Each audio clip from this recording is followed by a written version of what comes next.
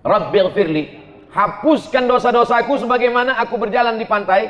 Pantai itu basah karena air, nampak bekas tapak kakiku, lalu datang ombak, hilang tak nampak bekasnya. Setahun yang lalu banyak silapku, salahku, dosa mata. Kadang kita tak mau menengok, tertengok pula. Kadang kita tak mau memandang, terpandang pula. Alhamdulillah, sejak sekarang ini tak terlalu banyak dosa mata karena orang pakai masker. Oleh sebab itu maka kita katakan Rabbighfirli, tutupi silap salahku. Itulah yang kita baca sebelum maghrib tadi 3 kali, setelah maghrib sekali. Sebelum maghrib 3 kali kita katakan Fissanatil madiyati, setahun yang lalu dosaku banyak ya Allah. Dari mulai buka mata sampai tutup mata, dosa telinga, dosa tangan, dosa kaki, dosa pikiran, lintasan dalam pikiran, terbesit di dalam hati. Maka kita katakan Rabbighfirli, hapuskanlah itu semua ya Allah. Adapun sesama manusia, kita minta ampun. Hutang piutang kita bayar. Yang sudah jatuh tempo, yang belum jangan. Nanti udah jatuh tempo baru. Rabbighfirli. Setelah itu barulah wali walidayya, kedua orang tuaku. Yang tak sanggup membalas budinya, doakan saja dia. Inilah yang teringan. Kalau sanggup menggendongnya dari Palembang sampai ke Makkah, tawaf 7 kali putaran, dilanjutkan dengan sa'i, diteruskan ke Padang Arafah, digendong sampai Muzdalifah, melontar jumrah di Mina, balik lagi ke Makkah, tawaf ifadah, sampailah tahallul, belum dapat membalas sekali teriakannya saat melahirkan, meregang nyawa, sobek, dijahit oleh Pak Dokter SPOG, spesialis obgyn. Seringan-ringan membalas budi baiknya, ucapkanlah ini, Rabbighfirli wali walidayya. Sudahlah tak dapat membalas budi baiknya, menyusahkannya pula. Saya kalau memberikan motivasi ke mahasiswa-mahasiswa baru, pesan saya tak banyak, adik-adik mahasiswa, kalau kalian belum sanggup membahagiakannya, jangan kalian susahkan dia. Kalau kalian belum sanggup menyenangkan hatinya, jangan tuntut dia macam-macam. Jangan sampai begitu melihat nama kalian di handphone, kumat darah tingginya. Karena dia tahu, asal datang nama ini pasti masalah. Bahkan nama, tak pula nama budak itu dibuat situ, sebutnya troublemaker, tukang buat masalah. Na'udzubillah. Selesai saya pengajian subuh, datanglah emak-emak, ibu-ibu sudah tua umur 70-an. Ustaz Somad, ya Bu, ada yang mau kuadukan sama Ustaz. Apa namanya Bu? Aku ini kan memang tempat mengadu. Allahus Somad, Allah tempat mengadu. Apa namanya Bu? Anak saya nyuruh saya jual tanah Pak Ustaz. Tanah dia atau tanah ibu? Tanah saya. Kenapa disuruhnya jual? Kata dia, mak udah tua, tak ada gunanya banyak-banyak tanah. Mak nanti kan mati dimakan cacing tanah. Naik cacing saya. Emosi saya. Tunjukkan saya mana rumah ibu, saya datang ke sana, bawakan anak ibu itu biar saya ceramahi dia. Takut saya Pak Ustaz, nanti Ustaz ceramahi, Ustaz balik dia ngamuk ke saya. Sudahlah tak menyenangkan dia, menyusahkan, menyuruhnya pula menjual tanah. Gara-gara apa itu? Karena tuntutan hidup orang sekarang, manusia ini konsumtif. Dulu satu kampung TV-nya satu, yang punya Pak Kades, nonton rame-rame, anak RT di depan. Sekarang satu orang satu TV, bahkan satu orang 2 TV. Itulah handphone. Dulu ada TV, ada radio, ada telepon, 3 alat dimiliki oleh 3 orang. Sekarang di situ TV, di situ radio, di situ handphone, lengkap dengan Twitter, BBM, WhatsApp, Instagram. Satu alat. Dan sekarang pula orang HP-nya tak 1, 2, 3. Handphone semahal-mahalnya. Saya bukan iri dengan orang yang punya handphone mahal, tidak. Handphone saya sampai sekarang retak ujungnya. Kenapa tak Ustadz ganti? Bukan masalah handphonenya, isinya guys. Nomor-nomor penting payah saya mindah-mindahkan itu. Oleh sebab itu maka kita ini, hidup ini tak usahlah dipeturutkan. Kalau dipeturutkanlah gaya-gaya orang, oh luar biasa. Ada orang yang berdiri, sekali berdiri 20 juta. Dari mulai sepatu 5 juta, celana sampai ke atas. Peci sampai, tapi rasanya saya kalau bicara ini nanti diomongi orang juga. Peci Ustadz tadi, berapa peci saya? 11 juta. Peci saya tadi dihargai 11 juta. Tapi semuanya dilelang untuk pesantren pena kita. Itulah saya paling mahal selama ini memasang alat. Digantikan ini pun dikasih orang juga. Baju putih ini ada dulu tentara. Kalau Danrem itu apa? Komandan Korem. Datanglah komandan Korem mengutus utusan tentara ke rumah. Waktu itu almarhumah emak saya masih hidup lagi, disangkanya datang nih intel mau nangkap. Mana baju Ustadz Somad? Kasihlah baju. Diukurnya, besok dikasihnya 6 biji. Salah satu lagi. Kain sarung ini dikasih Kiai di Sidogiri. Sorban ini tadi. Jadi semua barang nih miliknya Casio, dikasih orang semua. Apa yang dimuliakan Allah SWT. Tujuan dari pakaian itu kan hanya menutup kita. Kalau panas tak kepanasan, kalau dingin tak kedinginan. Itu saja gunanya. Tapi sekarang orang memperturutkan high style, gaya tinggi, yang penting gaya walaupun utang keliling pinggang. Gara-gara apa itu? Konsumtif. Masyarakat ini sudah gila-gilaan. Hidupnya semuanya utang. Dari mulai rice cooker utang sampai panci utang. Satu-satunya yang lunas di rumah itu cuma bininya aja. Itu bukan kata Pak Kua mesti tunai. Andai ada mazhab yang mengatakan utang, utang juga dia. Semua dijual. Tanah dijual. Berapa banyak orang tuan tanah akhirnya menjadi tukang jual tanah. Na'udzubillah. Dulu ada ustadz alumni dari Sudan. Kata dia, jangan jual tanah karena Allah tidak pernah menambah tanah. Tanah itu tak pernah bertambah. Oleh sebab itu kalau kita jual, maka habislah dia. Bahkan di Palestina, menjual tanah berarti menjual akidah. Karena kalau sudah dijual kepada Israel, habislah sudah. Google Map sudah menghabiskan tanah Palestina. Semua dibuatnya dari Israel. Na'udzubillah. Oleh sebab itu maka sependek-pendek bakti kita kepada orang tua, doa. Jangan sampai lupa. Rabbil firli wali walidayya. Makanya tadi Ustadz Solhas bertahan supaya tausiahnya di sana. Saya bilang kita mesti pindah, harus mendekat ke ibu-ibu biar ibu itu nggak pindah. Sebetulnya tujuan saya membaca ini. Rabbil firli wali walidayya. Jadi berdoanya pakai ring. Yang didoakan di pertama ring satu diri kita dulu. Setelah diri kita baru orang tua. Setelah orang tua, waliman dakhala baitiya. Ampunkanlah orang yang masuk ke rumahku. Makanya kalau mau buat rumah, niatnya supaya orang masuk ke rumah. Sekarang orang buat rumah niatnya gimana supaya orang tak bertamu. Kata Haji Alim tadi, Ustaz Somad, ini dibatasi Habib Mahdi. Tak boleh banyak orang datang. Loh, nggak boleh banyak orang datang, ini kan banyaknya. Ini baru intern aja. Ini limited edition. Jadi kalau kita minta ampun kepada Allah itu aku dulu. Setelah itu kedua orang tuaku. Semua orang yang masuk ke dalam rumahku, ampunkan dia ya Allah. Waliman dakhala baitiya. Siapa saja pun yang datang ke rumahku, ampunkan dia ya Allah. Baik dia pejabat, maupun pengusaha, maupun penguasa, maupun rakyat jelata, maupun pengemis. Waliman dakhala baitiya, ampunkan dia. Tak ditengok warna kulitnya, tak dilihat jabatannya, tak dilihat dia datang pakai apa. Tak ada di situ dibuat, ampunkanlah semua yang datang ke rumahku. Kalau pakai mobil mewah, kalau pakai ojek jangan. Tidak. Syaratnya di situ apa? Ampunkan orang yang masuk ke dalam rumahku mukminan. Syaratnya dia mesti beriman kepada Allah. Jadi Pak Ustadz kalau tamunya tak beriman kepada Allah, gimana kita mau mintakan ampun dia kepada Allah? Dia aja tak percaya kepada Allah. Pak Ustadz, saya tamu Pak Ustadz nih. Iya. Mohonkanlah doa saya kepada Allah supaya diampuninya saya. Kau percaya tak sama Allah? Tak percaya. Percayalah kau dulu sama Allah. Gimana caranya Pak Ustaz? Sebutkan aja passwordnya. Asyhadu an la ilaha illallah, asyhadu anna muhammadar rasulullah. Masalah khitan, nanti kita adakan khitan masal. Pemotongan pertama oleh Al-Mukarram Abdul Somad LCMA. Waliman dakhala baitiya mu'mina. Ampunkanlah semua orang yang masuk ke dalam rumahku dengan syarat dia percaya kepada Engkau ya Allah. Yang keempat, walil mu'minin, dan kepada laki-laki yang beriman. Kenapa Pak Ustadz setiap disebutkan laki-laki sama perempuan, laki-laki duluan? Kata ibu-ibu yang tak setuju. Karena mereka punya prinsip ladies first. Mestinya dibalik ini Pak Ustadz. Wal mu'minat duluan. Laki-laki duluan itu bukan karena kehormatan, tapi karena tanggung jawab. Laki-laki itu tanggung jawabnya luar biasa. Makanya sekarang banyak laki-laki yang tidak siap menjadi laki-laki. Itulah dia, namanya lady boy. Wajahnya lady, kakinya boy. Tak siap dia jadi laki-laki. Maka kita didik dia. Ada kalanya perempuan dilebihkan Allah. Ummuka, perempuan. Siapa lagi ya Rasulullah? Ummuka. Siapa lagi ya Rasulullah? Ummuka. Jadi tidak selamanya disebut laki-laki. Ketika menyebut laki-laki, itu tanggung jawab.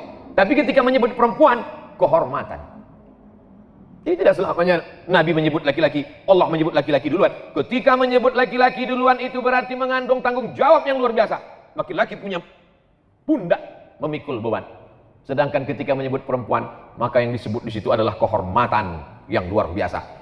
yang pertama kali masuk ke dalam surga setelah Nabi Muhammad SAW. Masuk Nabi ke dalam surga, Nabi menoleh ke belakang, dilihat Nabi perempuan. Siapa engkau? Kenapa kau lebih dulu? Kata perempuan itu, akulah perempuan yang membesarkan anak yatim. Man ala salasa banatin, siapa yang membesarkan 3 anak perempuan, fa'addabahunna, dididiknya dengan baik, wa zawwajahunna, dinikahkannya dengan orang baik-baik, wa ahsana ilaihinna, dia buat baik, falahul jannah, surga baginya. Kalau menyebut perempuan adalah keutamaan. Oleh sebab itu maka laki-laki didulukan karena tanggung jawab yang luar biasa. Ampunkan aku, sudah. Kedua orang tuaku, sudah. Orang-orang yang masuk ke dalam rumahku, sudah. Bagaimana dengan yang di luar yang tak masuk? Kena juga, cuman dia ring 4, agak jauh sedikit. Walil mu'minin wal mu'minat, laki-laki dan perempuan. Kalau disebut laki-laki, itu sudah masuk perempuan tanpa menyebutkan perempuan. Contoh, ya ayyuhalladzina amanu, laki-laki. Kutiba alaikum, laki-laki. Kalau perempuan, kutiba alaikunna. Tapi kaedahnya kalau sudah disebut laki-laki, perempuan pasti masuk. Kalau sudah disebut walil mu'minin, perempuan pasti masuk. Kenapa ditambahkan lagi wal mu'minat? Pengkhususan, kehormatan, penghormatan untuk perempuan. Mana amila salihan, sesiapa saja yang membuat kebaikan, min zakarin, laki-laki, au unsa. Kenapa disebutkan perempuan di situ? Karena kehormatan, kedudukan, amal soleh. Al mu'minun wal mu'minat ba'duhum awliya'u ba'd. Jadi kalau orang berpatokan hanya pakai bahasa Arab, kalau sudah disebut laki-laki perempuan tak masuk, maka tak ada perempuan yang puasa nanti. Kau tak puasa? Enggak, ayatnya kan untuk laki-laki. Nah ini kaedahnya menurut para ulama, bukan kata Abdul Somad. Kalau sudah kita berniat baik, mengaku kepada Allah bahwa kau menciptakan aku, kau memberi rezeki aku, kau yang menghidupkan aku, kau mematikan aku datang dengan bawa banyak dosa, ampunkan aku, ampunkan kedua orang tuaku, ampunkan orang yang masuk ke rumahku, yang tak masuk ke rumahku juga yang laki-laki perempuan kan ampunkan. Datang juga orang mengejek kita, zalim pada kita, aniaya kepada kita, maka kita jelaskan di ujung, wala tazidil zalimina illa tabarak. Orang yang zalim, orang yang aniaya, orang yang memusuhi hanya semakin jauh, semakin tenggelam dalam azab, semakin binasa. Tak masuk dalam doa kita, Allah yang ngasih tahu tanpa kita doakan. Doanya titik hanya sampai mukminat saja. Jadi saya yakin dan percaya setiap orang yang datang kemari melihat kaligrafi di rumah Haji Alim, Masya Allah, semua yang datang kemari macam menengok kucing. Hebat ini Pak Ustaz. Apa hebatnya? Tak apalah isinya Pak Ustaz. Ya, jangan ragu, karena videonya sudah ada, tinggal tonton saja. Tulis Ustadz Somad di rumah Haji Alim di Palembang malam tahun baru hijrah. Ustadz Abdul Somad Official Channel. Subscribe, like, and share. Saudara yang dimuliakan Allah Subhanahu wa Ta'ala, tidak pernah terlintas di pikiran saya, tak pernah disetting, tak pernah diatur bahwa malam tahun baru mesti di Palembang, mesti di rumah Haji Alim, mesti bersama para habaib. Tak pernah saya atur, tak pernah saya setting. Saya serahkan saja jadwal Sumatera Selatan Habib Mahdi, karena dia yang paling mengerti. Saya tak berani saya sendiri datang, takut saya banyak jebakan-jebakan Batman. Maka sahibud dar a'lamu bidarihi, ahlu Makkah a'lamu bidariha. Orang penduduk Makkah lebih tahu, penduduk penghuni rumah lebih tahu tentang isi rumahnya. Maka saya serahkan ke Habib Mahdi, di mana nanti kita malam tahun baru terserah. Setelah sampai baru saya tanya, di mana aja jadwal kita Sayyidi Al Habib? Kata Habib Mahdi nanti begini di sini. Pas nanti malam tahun baru, tahun baru kita? Iya, di mana? Di rumah Haji Alim. Di tempat yang baik, bersama orang baik-baik, menyambut tahun yang baik, berharap tahun depan kebaikan-kebaikan saja yang kita dapatkan. Dan yang kita kaji pula tak ada cerita, tak tentu arah. Yang kita kaji yang paling mulia, ayat-ayat Allah Subhanahu wa Ta'ala. Tak ada kita diajarkan, ya Allah, ampunkan aku, ampunkan kedua orang tuaku, ampunkan orang yang masuk ke dalam rumahku, ampunkan juga yang berada di luar. Adapun orang yang menganiaya aku, matikan dia, kalau bisa buat dia stroke agak 6 bulan. Tak ada. Allah ngasih tahu, yang penting kau buat baik, yang penting kau mintakan ampun untuk mereka. Adapun orang yang zalim, biarlah Allah yang membalas. Makanya saya tak pernah mendoakan mereka. Orang-orang yang membuli, menganiaya, menzalimi, tak pernah. Kenapa datang sabar kita? Allah menjamin, wala tazidil zalimin illa tabara. Orang-orang yang menganiaya, menzalimimu, mereka hanya akan semakin hancur, semakin binasa, semakin rugi, semakin jauh. Karena kita tidak pernah mendoakan yang buruk-buruk. Ketika kita berdoa, maka malaikat mengaminkan. Apa kata malaikat? Amin, kabulkan doa orang ini. Walaka misluk, kau dapat yang sama seperti yang kau doakan. Ustaz Abdul Somad tausiah hanya sampai jam 7 saja. Karena jam 7.15 sudah masuk sholat isya, orang mau siap-siap wudhu. Saya tambah sampai jam 7.10. Selesai yang ini. Waktu mau masuk, tengok ini. Pas mau keluar, itulah bismillah pertama kali dalam surat Nabi Sulaiman untuk Ratu Bilqis. Innahu min Sulaiman. Inilah surat dari Nabi Sulaiman. Jadi Nabi Sulaiman itu kirim surat, bukan kirim WhatsApp. Kirim surat. Surat yang pertama pakai bismillah, surat Nabi Sulaiman. Ceritanya waktu itu Nabi Sulaiman sedang inspeksi upacara. Tiba-tiba ada satu yang tak datang. Inni lam aral hudhuda. Aku tidak melihat ada burung hudhud. Kok di Palembang burung apa nih? Burung hudhud. Aku tak melihat ada burung hudhud. Mana burung hudhud? Kata Nabi Sulaiman, kalau sampai burung hudhud tidak datang juga, la azbahannahu, kusembelih leher burung hudhud. Sudah ditunggu sekian menit, datang burung hudhud. Burung hudhud, kenapa kau terlambat? Mohon maaf Nabi Sulaiman, aku lambat karena ada satu misi. Apa yang kau lihat? Aku tadi sedang terbang di atas.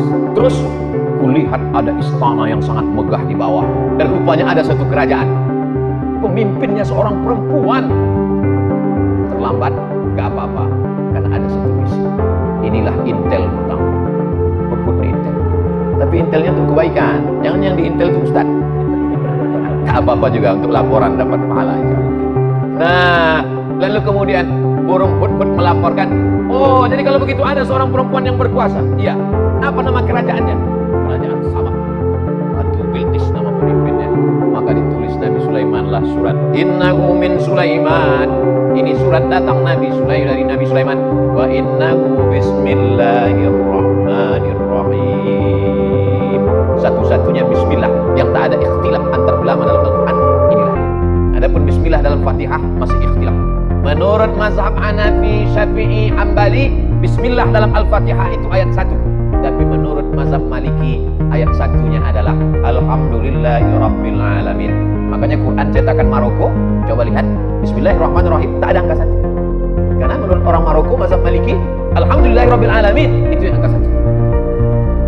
Adapun bismillah yang di setiap awal surat, Bismillahirrahmanirrahim, qul huwallahu ahad, Bismillahirrahmanirrahim, qul a'udzu birabbil falaq, Bismillahirrahmanirrahim, qul a'udzu birabbin nas, bukan bagian dari surat, tapi pemisah antara surat. Supaya ada pemisah-pemisahnya, itulah dia Bismillahirrahmanirrahim. Tapi yang ini tak ada ikhtilaf bahwa dia bagian dari surat. Wa innahu Bismillahirrahmanirrahim, dengan nama Allah yang Maha Penyayang. Apa beda Rahman dengan Rahim? Abdurrahman, Abdurrahim, Baitur Rahman, Baitur Rahim, Darur Rahman, Darur Rahim. Rahman semua orang dapat. Yang tak sholat dapat, yang tak puasa dapat, yang tak peduli tahun baru hijrah dapat. Karena Allah itu Maha Kasih dan Sayang. Tapi yang Rahim, yang dapat hanya orang beriman saja. Allah membagikan nikmat barokah itu macam menaburkan beras di waktu pagi. Ketika orang beternak ayam, dia taburkan beras di waktu pagi, semua ayam dapat. Ayam baik dapat, ayam jahat pun dapat. Begitulah Rahman ditebarkan Allah. Yang puasa dapat, yang tak puasa dapat, yang sholat subuh dapat, yang tak sholat subuh pun dapat. Jadi jangan kita iri. Saya nih Pak Ustadz rajin sholat berjamaah, kenapa tak dapat? Dia nggak sholat maka dapat. Rahman. Tapi tak semuanya dapat Rahim. Makanya disebutkan Ghafuran Rahima. Karena yang mendapatkan ampunan itu hanya orang yang mendapatkan Rahim dari Allah Subhanahu wa Ta'ala. Ana Rahman, kata Allah, aku ni Rahman. Syaqaqtu Rahim min ismi. Rahim, maaf, beribu maaf. Rahim, kantong janin dalam perut perempuan, itu diciptakan dari Asmaul Husna. Ya Rahman, Ya Rahim, Ya Malik, Ya Qudus, Ya Salam, Ya Mu'min, Ya Muhaimin, Ya Aziz, Ya Jabbar, Mutakabbir, Ya Khaliq, Ya Bari, Ya Musawwir, Ya Ghaffar, Ya Qahhar, sampai Ya Somad. Nah, itu mesti disebut. Bismillahirrahmanirrahim. La ta'lu alayya. Hai kerajaan Bilqis, wahai Ratu Bilqis, Raja Sabah, la ta'lu alayya, jangan kau lebih tinggi daripada aku. Akhirnya menyerahlah Bilqis karena dikatakan jangan kau lebih tinggi daripada aku. Kalau begitu aku datang, watuni muslimin, datanglah kalian menghadap aku ke kerajaan aku dalam keadaan menyerahkan diri, berserah diri kepada Allah. Maka lalu kemudian Bilqis pun datang menghadap Sulaiman. Tapi Sulaiman mau menunjukkan kehebatannya, kekuasaannya. Bukan suratnya saja yang hebat, dikumpulkan Nabi Sulaiman lah bala tentaranya. Ini sekarang Bilqis sudah berada di tengah jalan. Sebentar lagi dia akan sampai ke Palestina dari Yaman. Ayyukum ya'tini bi'arsyiha qabla an yatuni muslimin. Siapa yang sanggup membawa kursi Bilqis ke Palestina sebelum Bilqis sampai? Wa qala ifritum minal jin. Berkatalah jin Ifrit. Jadi ada salah satu tentara Nabi Sulaiman itu namanya jin Ifrit. Ana atika bihi qabla an taquma min maqamik. Hai Sulaiman, aku bisa membawa kursi Bilqis dari Sabah ke Palestina sebelum kau tegak dari tempat duduk. Sebelum kau tegak dari tempat dudukmu, kursi Bilqis sudah sampai kemari. Kata Sulaiman, ada lagi yang bisa lebih cepat dari ini? Wa qala alladhi 'indahu 'ilmun minal kitab. Berkatalah seorang laki-laki yang punya ilmu, namanya Asif bin Balkhiyah. Asif sampai ke Bandung jadi Asep. Asif bin Balkhiyah. Ana atika bihi, aku bisa memindahkan kursi Balqis dari Yaman ke Palestina. Berapa lama? Qabla an yartadda ilaika tarfuk, sebelum matamu berkedip. Jin hanya sanggup sebelum Sulaiman tegak. Tapi orang soleh Asif bin Balkhiyah, aku bisa memindahkan sebelum matamu berkedip. Prinsip Nabi Sulaiman, lebih cepat, lebih baik. Akhirnya menanglah Asif bin Balkhiyah 3000 tahun sebelum Nabi Isa alaihissalam. Manusia sudah lebih menang daripada jin. Zaman sekarang masih ada orang yang minta kepada jin. Wani piro kata jin. La ta'lu alayya, hai Balqis, hai kerajaan Sabah, jangan sampai kalian lebih tinggi daripada aku. Maka siapa saja yang keluar dari sini, maupun pejabat, maupun orang kaya, maupun pengusaha, keluar dari pintu, apa kata Haji Alim? La ta'lu alayya, jangan kau lebih hebat daripada aku. Jangan kau lebih tinggi daripada aku. Wa'tuni muslimin, datang kau sekali lagi kemari dalam keadaan menyerahkan diri. Maksudnya jangan kau lebih tinggi daripada aku, kepeduliannya kepada fakir miskin, kepedulian kepada masjid, kepedulian kepada orang tua. Ustadz-ustadz yang disantuni Haji Alim meninggal, istri dan anaknya tetap dikirimi sampai sekarang. Ustadz tahu dari mana? Tadi dia Haji Alim cerita. Tapi tidak dipesankannya Ustadz sampaikan ayat ini nanti, enggak. Saya aja mengait-ngaitkannya. Saya ini kan suka mengait-ngaitkan di kepala saya. Wa'tuni muslimin. Maka dijawablah oleh Balqis. Apa kata Balqis? Kami bersama Sulaiman dan kami berserah diri kepada Allah. Itulah yang kita katakan dalam sholat kita tadi. Hanifan musliman, kami condong kepada kebenaran dan kami berserah diri kepada Allah. Wa ma ana minal musyrikin, aku tidak berserah kepada selain Allah. Tapi yang dimuliakan Allah Subhanahu wa taala, maka di tahun baru hijrah ini sudah kita awali dengan yang baik-baik. Di akhir tahun kita baca doa, berzikir, sholawat, sholat maghrib. Habis sholat maghrib zikir lagi, baca doa awal tahun. Habis itu kemudian pengajian. Nanti sholat isya. Habis itu jangan dinodai dengan yang kotor-kotor. Pakai baju putih. Datang kemari sebelum kesini mandi bersih, pakai baju putih. Andai tertumpah satu tetes kopi, tak mungkin saya berani datang kemari. Malu menghadapi manusia. Bagaimana menghadap Allah dengan yang kotor-kotor? Oleh sebab itu maka kalau pakai baju putih nampak cepat kotornya. Orang yang sudah berserah diri kepada Allah jangan lagi dikotori dengan maksiat dan dosa. Makanya dari satu solat ke satu solat mensucikan. Al-Jum'atu ilal Jum'ah, satu pekan 7 hari mensucikan. Ramadan ila Ramadan, 1 tahun mensucikan. Al-Umratu ilal Umrati, satu umrah ke umrah berikutnya. Kafaratul lima bainahuma, mensucikan, membersihkan kita dari segala silap, salah dan dosa. Andai umur kita besok pagi sempat mencicipi siang 1 Muharram, alhamdulillah. Andai tak sampai, gimana lagi, tak mungkin bisa kita tambah. Umur ini kan bukan isi ulang. Kalau sudah sampai masanya, la yastakhiruna sa'atan wa la yastaqdimun. Berapa banyak sahabat-sahabat kita, tapi kita dikasih Allah ini. Kenapa dikasih Allah kita ini sampai 1442 ini? 1441 sudah berlalu. 1442, apa planning kita ke depan? Maka program-programnya mestilah program yang menolong agama Allah. Berapa masjid yang kita bangun, berapa masjid yang kita makmurkan, berapa anak yatim du'afa kita sekolahkan, berapa pondok pesantren yang kita support. Adapun masalah rezeki, urusan Allah. Bagaimana kita memasang kail pancingnya, urusan kita. Pasang saja, ambil bambu, pasang kail panjang, kasih umpan, letakkan ke dalam. Ikan Dan apa yang datang itu urusan Allah. Dipasang 10 kail, 10-10-nya hilang sama cacing-cacingnya sekalian. Husnuzon, boleh jadi Allah mau kasih kita ikan masak, boleh jadi Allah mau kasih kita ikan gulai.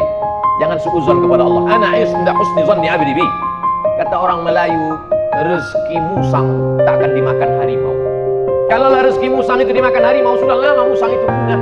Tinggal musang berbulu ayam aja lagi. Tapi Allah jamin rezeki. Wa ma min dabbatin.